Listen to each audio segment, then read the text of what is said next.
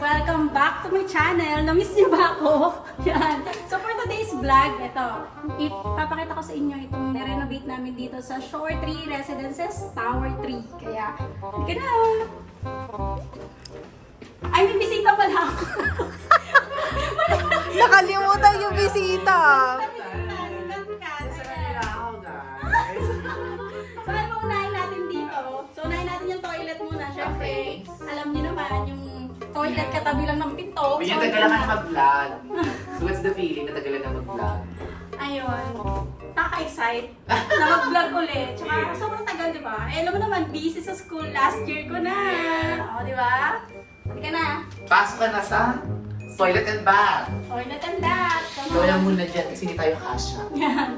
So, ayan yung aming toilet and bath. And then may washing machine na. Tapos meron ding yan. Tapos meron siyang shower enclosure, syempre. Diyan mawawala. Ang ating shower enclosure. Yan. Pang mayaman yung ano mo, yung washing mo. Yes. Ganda ng ano yun eh.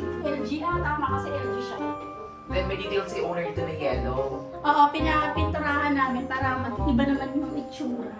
Yes. May tawag dyan eh. Ang tawag dyan, I forget how you call it, I forgot. Lime wash. Lime wash.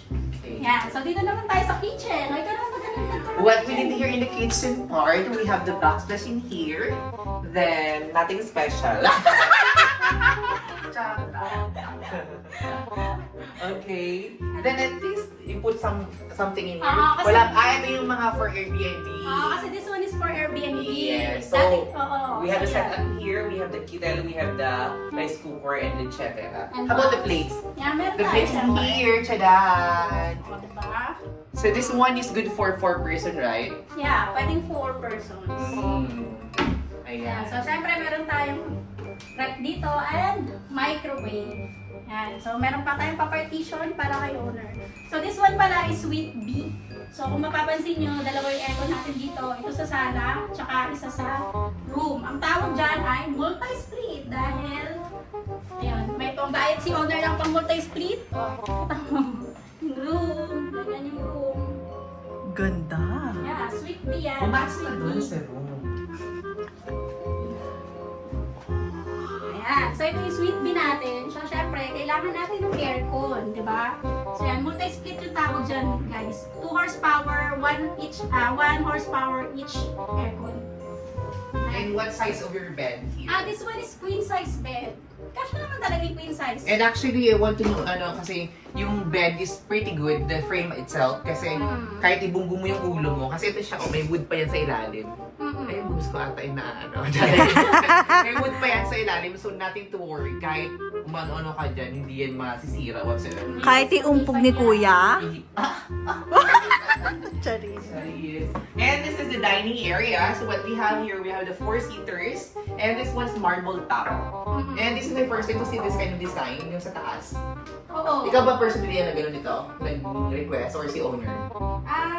I think kami yung naglagay. Actually, it's a good thing kasi nag-compliment siya sa Brown.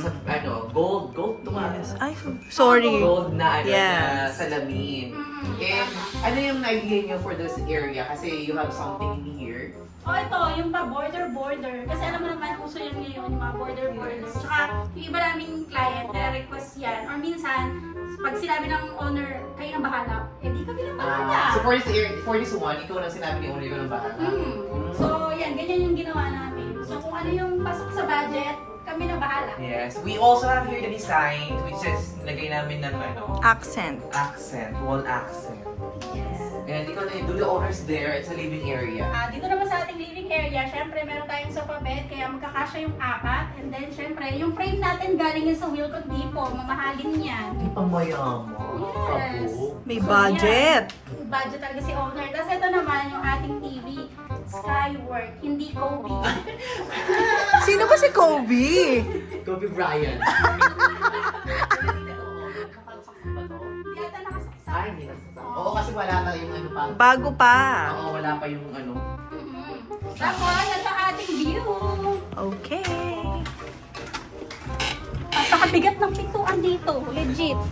It's hard to open. Pero it's a good thing kasi it's the same. Hindi pa titigil.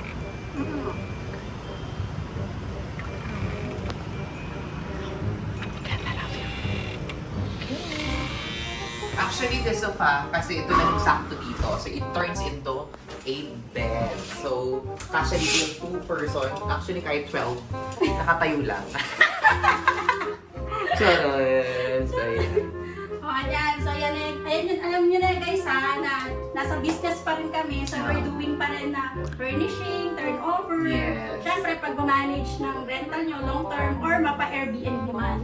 So, lahat. So, kung may mga concern kayo, kontakin nyo lang kami. Kasi ito, siyempre, si Kat Kat may sarili siyang vlog. Yan. Makikita nyo naman yan yung vlog niya dyan, di ba? Alam ko naman na Yes. pinapanood niyo si Kat Kat. So, yan. Kontakin nyo lang yung mga legit. Oo, legit. At saka expert. Kasi you're back! You're Yeah. back! Sobrang busy. And I do hope kasi, continuous kasi yung turnover, so I do hope na sana yung market naman again is mag-boom naman ulit since parang lahat ata struggle now. So, di ba? At siguro, sooner, just praying na sooner magiging okay everything, di ba? Maganda naman yung Airbnb business din talaga. Basta ano siya, in demand. Yes, kasi seasonal Peak season. din yung your Airbnb. Then, you have to actually dress up the unit kasi pag hindi maganda sa picture, kasi base lang nila sa picture, hindi din sila ibubook. So, kailangan nyo talaga i-interior ng very bongga, di ba? So, maganda naman talaga yung Airbnb basta peak season. At dahil dyan, perfect ka, may 3 kang pitik at saka isang soft mo. Go! Ganun lang yun.